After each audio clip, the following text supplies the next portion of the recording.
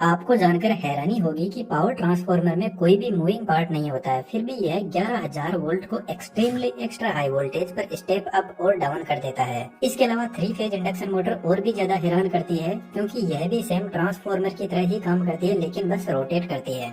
सबसे पहली बात, ट्रांसफार्मर सिर्फ एसी सप्लाई पर काम करता है, डीसी पर नहीं। इसे थोड़ा आगे विद कंसेप्ट समझ लेंगे तो मिस्टर फेराडे कहते हैं कि जब आप किसी वायर में सप्लाई देते हैं तो उसमें इलेक्ट्रोमोटिव फोर्स इंड्यूस होगा। यह फोर्स अपने आसपास में एक फील्ड जनरेट करेगा जिसको मैग्नेटिक फील्ड बोलते हैं, लेकिन एसी केस में यह फील्ड बाई डायरेक्शनल होता है। कुछ ऐसी अल्टरनेटिंग करंट की वेवफॉर्म होती है, यहाँ से यहाँ तक वेवफॉर्म इंक्रीज हो रही है तो वायर में मैग्नेटिक फील्ड की स्ट्रेंथ भी बढ़ेगी। यहाँ से यहाँ डिक्रीज हो रही है तो मैग्नेटिक फील्ड की स्ट्रेंथ वापस कम होने लगेगी। यहाँ से वेवफॉर्म नेगेटिव डायरेक्शन में जाने लगेगी तो मैग्नेटिक फील्ड अपनी डायरेक्शन बदल लेगा और फील्ड की स्ट्रेंथ ठीक पॉजिटिव साइड के ऑपोजिट होगी।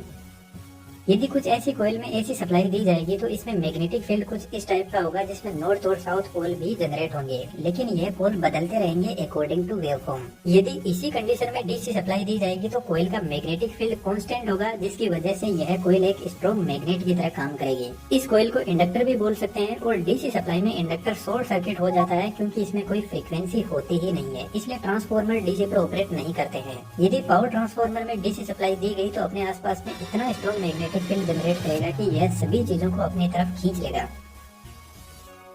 यदि इस कोयल के पास में हम सेम दूसरी ठीक ऐसी ही कोयल लेकर आएंगे तो यह मैग्नेटिक फील्ड लाइन दूसरी कोयल को कट करेगी, जिससे इस कोयल में भी एक फोर्स जनरेट होगा जिसको इलेक्ट्रोमोटिव फोर्स बोलते हैं, इन शॉर्ट ईएमएफ, और वोल्टेज का दूसरा नाम इलेक्ट्रिक फोर्स ही होता है। यहाँ जो मैग्नेटिक फील्ड लाइन है इनको टेक्निकल लैंग्वेज में फ्लक्स लाइन बोलते हैं और इस प्रक्रिया को इलेक्ट्रोमैग्नेटिक इंडक्शन बोलते हैं, जिससे पावर ट्रांसफर होती है। तो एक तरीके से वायर छोटी छोटी पत्तियां होती है और इन सभी ब्लेड्स पर वार्निश की कोटिंग की जाती है। इसके पीछे का रीजन थोड़ा आगे समझेंगे। और सभी ब्लेड को एक साथ जोड़कर फिर से दोनों साइड में इम्प्रेग्नेटेड पेपर की कोटिंग की जाती है, जो एक इंसुलेटर की तरह काम करता है, और उसके बाद में दोनों कॉइल को सेट किया जाता है। ट्रांसफार्मर की कोयल कोर को टच नहीं करती है। अब इन कोयल को हम प्राइमरी और सेकेंडरी वाइंडिंग कह सकते हैं। जब हम प्राइमरी वाइंडिंग में सप्लाई देंगे तो इसमें जो फ्लक्स लाइन इंड्यूस होगी उनको आयरन की कोर पाथ प्रोवाइड करवाती है सेकेंडरी वाइंडिंग तक पहुंचने के लिए, जिससे सेकेंडरी वाइंडिंग में ईएमएफ इंड्यूस होगा। अब अज्यूम करते हैं कि प्राइमरी वाइंडिंग में टोटल टर्न 100 है और सेकेंडरी वाइंडिंग में टोटल टर्न 50 है। यहाँ पर आप एक चीज अपने दिमाग में बिठा लो कि प्राइमरी वाइंडिंग में जो एक टर्न है उसमें जो ईएमएफ इंड्यूस होगा सेम टू सेम इतना ही ईएमएफ सेकेंडरी वाइंडिंग के एक टर्न में जनरेट होगा, क्योंकि जितनी फ्लक्स लाइन इस एक टर्न से निकल रही है उतनी ही तो सेकेंडरी वाइंडिंग के एक टर्न में पहुंचेगी। तो अब यदि हम सेकेंडरी वाइंडिंग पर फोकस करें तो सभी के सभी टर्न सीरीज में कनेक्टेड है और सेकेंडरी वाइंडिंग में जो वोल्टेज हमें मिलेगा वह सभी टर्न्स में जो वोल्टेज इंड्यूस हो रहा है उसी का टोटल तो होगा। तो सेकेंडरी वाइंडिंग का वोल्टेज यानी ईएमएफ इक्वल होगा सेकेंडरी वाइंडिंग के टर्न्स के। ऐसा ही प्राइमरी वाइंडिंग में होगा EMF induce in primary winding equal to number of turns in primary. EMF और वोल्टेज में एक छोटा सा फर्क होता है। वोल्टेज प्राइमरी वाइंडिंग के टर्मिनल पर लगा हुआ है, जब ये वाइंडिंग में पहुंचेगा तो वाइंडिंग का कुछ रेजिस्टेंस होता है जिसकी वजह से थोड़ा सा वोल्टेज कम हो जाता है, और जैसे ही वोल्टेज कम होता है तो हम उसको बोलते हैं कि इतना इतना ईएमएफ इंड्यूस हुआ है। अब अज्यूम करते हैं कि प्राइमरी वाइंडिंग में 100 वोल्ट हमने दिया तो सेकेंडरी वाइंडिंग में 50 वोल्ट ही मिलेगा, क्योंकि 50 टर्न में से सभी टर्न की कैपेसिटी 1 वोल्ट की है और सबने अपना अपना 1 वोल्ट लेकर 50 वोल्ट दे दिया, जो हमें सेकेंडरी में मिलेगा, यानी वोल्टेज स्टेप डाउन हो गया। इसी तरीके से सेकेंडरी वाइंडिंग में नंबर ऑफ टर्न्स इंक्रीज करके वोल्टेज बढ़ाया जाता है। अब थोड़ी आसानी के लिए हमने एक इक्वेशन बना ली, number of turns in primary upon number of turns in secondary is equal to EMF induce in primary upon EMF induce in secondary. एक स्टेप और आगे बढ़े तो करंट भी आ जाता है और करंट वोल्टेज का जस्ट ऑपोजिट होता है। तो सिंपल सी बात है, ट्रांसफार्मर यदि वोल्टेज को बढ़ाता है तो करंट को कम कर देता है, क्योंकि पावर हमेशा फिक्स रहती है। वोल्टेज करंट को कम ज्यादा किया जा सकता है, पावर नहीं बदली जा सकती।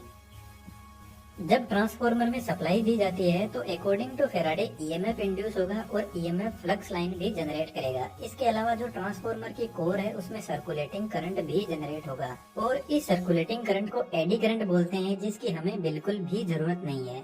पानी में कभी ऐसी सिचुएशन बनती है कि कुछ ऐसा भंवर बनता है, ठीक ऐसा ही एडी करंट होता है जो कोर में घूमता है। इसलिए आयरन के कोर को सबसे पहले पतली पतली पत्तियों में डिवाइड किया जाता है, उसके बाद में एक एक ब्लेड को लेमिनेट किया जाता है। लेमिनेशन की थिकनेस 0.25 mm से 0.50 mm तक होती है। इसी लेमिनेशन की वजह से जो कोर का क्रॉस सेक्शन एरिया है वह रिड्यूस हो जाता है और एरिया का रेजिस्टेंस से इनवर्स रिलेशन होता है, जिससे रेजिस्टेंस बढ़ जाता है और रेजिस्टेंस आपको पता है करंट का दुश्मन होता है। तो इस तरीके से एडी करंट लॉसेस को रिड्यूस किया जाता है।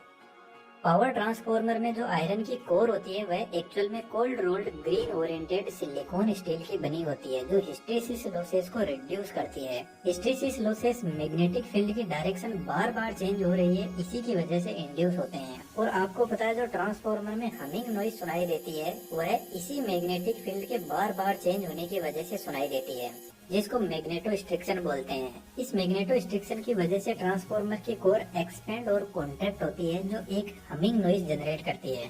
इसके अलावा भी ट्रांसफार्मर में बहुत सारे लॉसेस होते हैं, लेकिन मेन यही है। ट्रांसफार्मर में ठीक ऐसी ही 3 वाइंडिंग होती है 3 फेज के लिए, लेकिन जब हम प्रैक्टिकल ट्रांसफार्मर को देखते हैं तो उसमें आयरन की कोर कुछ ऐसी होती है 3 फेज सिस्टम के लिए, जिसमें सबसे पहले हर फेज के लिए प्राइमरी वाइंडिंग को सेट किया जाता है। यदि स्टेप अप ट्रांसफार्मर की बात करें तो प्राइमरी वाइंडिंग में कम टर्न्स होते हैं और वोल्टेज कम और करंट ज्यादा होता है, तो यहाँ पर काफी थिक कॉपर वायर काम में लिए जाते हैं। यह कॉपर वायर कम्प्लीटली इंसुलेटेड रहते हैं। प्राइमरी वाइंडिंग के ऊपर सेकेंडरी वाइंडिंग को तैयार किया जाता है। दोनों वाइंडिंग के बीच में कोई भी इलेक्ट्रिकल कनेक्शन नहीं होता है। पावर ट्रांसफर इंडक्शन प्रोसेस के थ्रू ही होती है। वाइंडिंग का कनेक्शन 2 अलग अलग कनेक्शन में किया जाता है। जो हाई वोल्टेज साइड होती है वह स्टार कनेक्शन में कनेक्टेड रहती है। स्टार कनेक्शन में 3 फेज और न्यूट्रल भी मिलता है, इसलिए आपने हाई वोल्टेज लाइन के साथ में हमेशा एक एक्स्ट्रा वायर देखा होगा जो न्यूट्रल का होता है। Low voltage side delta connection में कनेक्टेड रहती है, इसमें सिर्फ 3 फेज होते हैं। दोस्तों कंफ्यूज नहीं होना है, मुझे पता है। उसके बाद में जितने भी ट्रांसफार्मर होते हैं वह सभी के सभी स्टेप डाउन होते हैं, और स्टेप डाउन ट्रांसफार्मर में हाई वोल्टेज साइड डेल्टा में और लो वोल्टेज साइड स्टार में कनेक्टेड रहती है।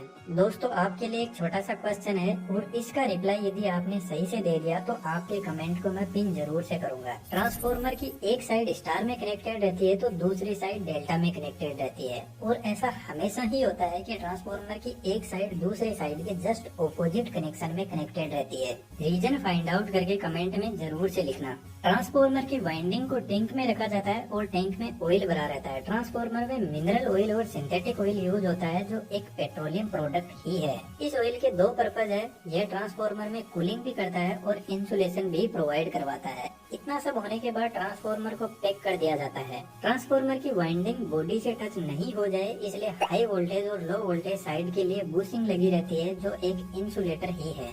यह बुशिंग पोर्सलेन की बनी होती है।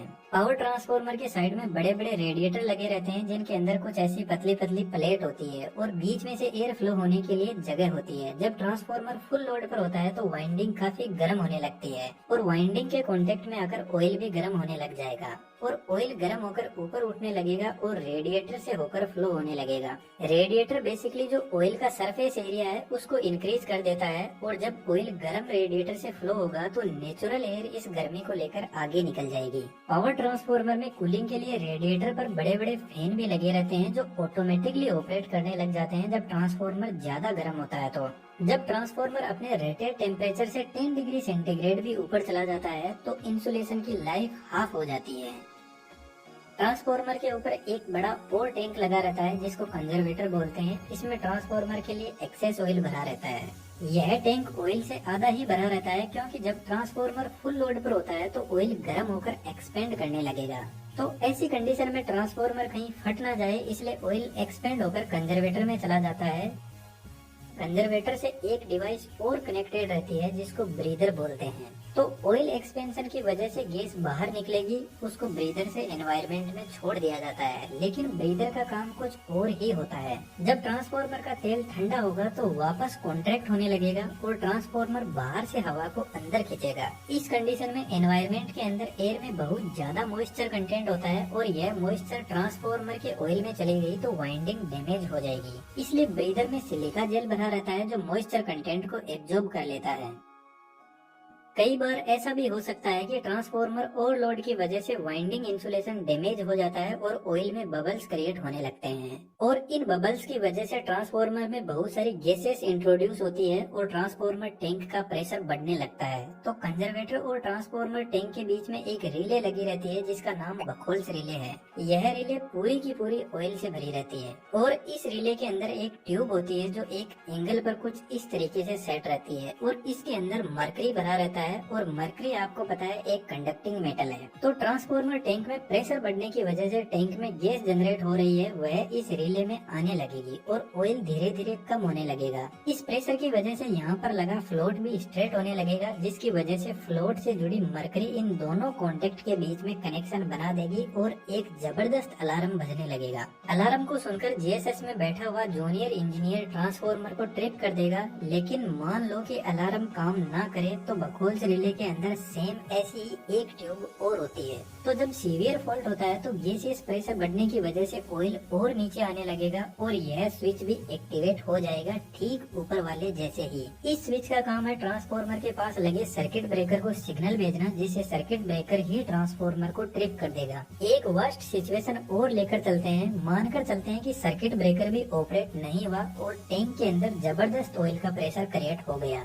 यदि यह टैंक फट गया तो ऑयल काफी गर्म है और काफी दूर में फैल जाएगा, जिसकी वजह से फायर को बुझाना बहुत मुश्किल हो जाता है, क्योंकि यह ऑयल एक पेट्रोलियम प्रोडक्ट ही है और एक 400 केवीए ट्रांसफार्मर में 450 लीटर ऑयल भरा रहता है। तो टैंक के ऊपर एक एक्सप्लोजिव वेंट लगा रहता है, जिससे ऑयल जिस तरीके से हमारे घर में कुकर ऑपरेट होता है ठीक उसी तरीके से यह ऑपरेट होगा और हाई प्रेशर को बाहर रिलीज कर देगा। लेकिन जो पावर ट्रांसफार्मर होता है उसमें एक एक्स्ट्रा फीचर और होता है, ट्रांसफार्मर के पास में ही जमीन के अंदर टैंक बनाए जाते हैं। तो ऐसी कंडीशन में ऑयल ट्रांसफार्मर टैंक से इन्हीं टैंक के अंदर चला जाएगा और ट्रांसफार्मर ट्रिप हो जाएगा।